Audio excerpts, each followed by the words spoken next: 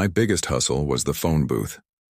In prison, a phone booth is the single most dangerous, most connected, and most valuable piece of real estate you can own.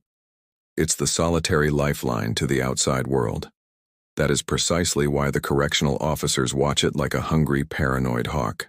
My crew was running a small, sophisticated operation, getting outside funds funneled through civilian accounts, quickly laundered, and sent back in the form of untraceable prepaid debit cards. The genius of the operation was the system itself, not the contraband goods. The COS knew we were doing something illegal.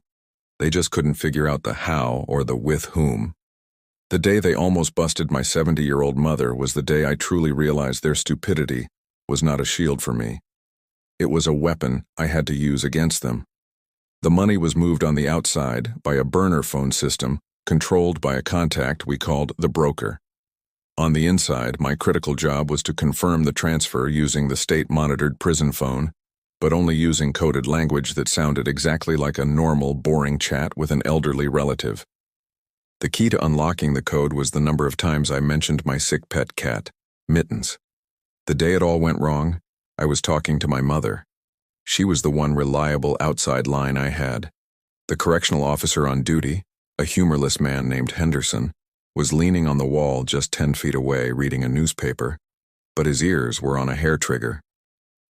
"Hi, Mom." "Yep, feeling good?" I said into the phone. "How's the knee?" "Good. Did you remember to feed Mittens?" That was the code for transfer confirmed. My mother's sweet, shaky voice came back. "Yes, honey. Mittens is fine. He's sleeping on the blue chair. He looks so much better now that he's getting that special food. I had to buy 2 extra bags." That was the code for amount confirmed, standby for withdrawal. I felt a cold knot instantly form in my stomach. "2 bags, Mom? That's great. Is that 2 bags just for Mittens?" My voice was tight. That was the code for requesting final confirmation. "No, honey," she replied, her voice sounding a little too loud. "It's for Mittens and the neighbor's cat. That makes 3 bags in total."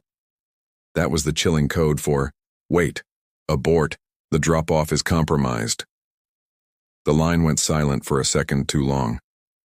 I risked a glance at Henderson.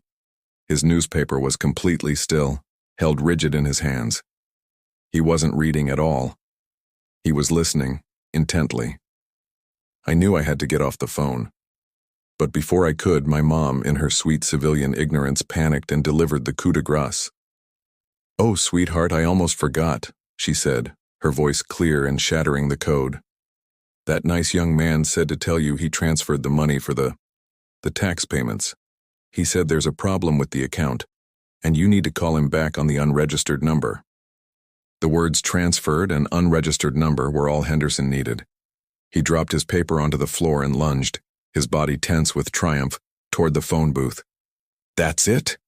Henderson roared, rushing at the glass. "I heard that. I'm taking this evidence. Get off the line now." But I was faster. The brief, crucial seconds it took him to cover the 10 feet to the booth were the longest, most important seconds of my life. The prison phone handset was connected to the wall with a tamper-proof steel plate. It was supposed to be impossible to remove or misuse. Before Henderson reached me, I slammed the handset down, not onto the cradle, but directly onto the tiny, hidden pressure point I had discovered years ago during a board cleaning shift. It didn't break the connection entirely. It simply overloaded the microphone's input, causing it to transmit an ear-splitting, continuous, high-pitched screech on the other end. As Henderson ripped the handset from my hand, his face red with glorious triumph, he yelled into the phone, "This is a police matter. We are tracing this number. We are coming for you, ma'am." My poor elderly mother on the other end was being deafened by a continuous high-frequency blast, and she immediately hung up the phone in complete terror. The line went dead. Henderson stood there, holding the dead phone like a trophy he had just won. He was so incredibly proud of himself. He immediately called the captain, convinced he had just cracked a multi-state money laundering ring and had the civilian mastermind, my mom, cornered. "Captain," Henderson shouted into his radio, "I got her. I have the number. She talked about unregistered numbers and transferred money. We need a trace warrant immediately on that number. It's the inmate's mother." The captain, who was constantly busy and hated paperwork more than anything, reluctantly agreed to start the process. This was the moment of truth. My mother was now officially a police suspect. This was a nightmare, but Henderson was so focused on the exciting end of the conversation that he completely forgot the boring, irrelevant middle. He forgot that I had already made a countermove. While Henderson was on the radio with the captain, I started yelling in the middle of the crowded corridor, pointing dramatically at a nervous, small-time gambler we called Twitch. "You did this!" I screamed, making sure every officer heard me. "You gave her the number. I told you not to put the funds in my mom's name. You idiot, I'm going to kill you, Twitch." Twitch, who was in on a much simpler, tiny, and unrelated debt collection hustle involving 2 cans of tuna fish, immediately freaked out under the sudden pressure. The nearby COS, including Henderson, swarmed Twitch, who, terrified of a beating, immediately confessed to the only crime he knew about: the 2 cans of tuna fish and a tiny laminated cheat sheet for a card game. Henderson, his mind still fixated on the big bust, felt obligated to check the phone number he had so triumphantly seized. He called the number back. It was my mother's landline. "Ma'am, we need to speak to you about illegal transactions," Henderson said, trying to sound authoritative. "Oh dear," my mother replied, her voice sweet and bewildered. "I don't know anything about that. My son was just calling about Mittens. The vet bills are a lot, you know.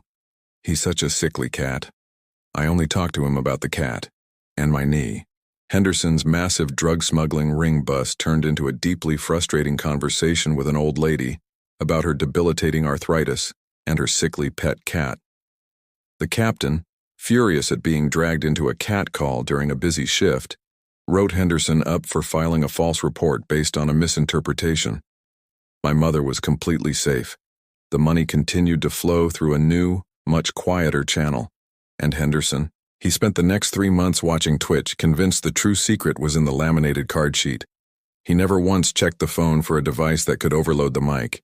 He just wanted the glory. The police are dumb because they're greedy. They always go for the spectacular, easy lie instead of the boring, meticulous, hard-to-prove truth.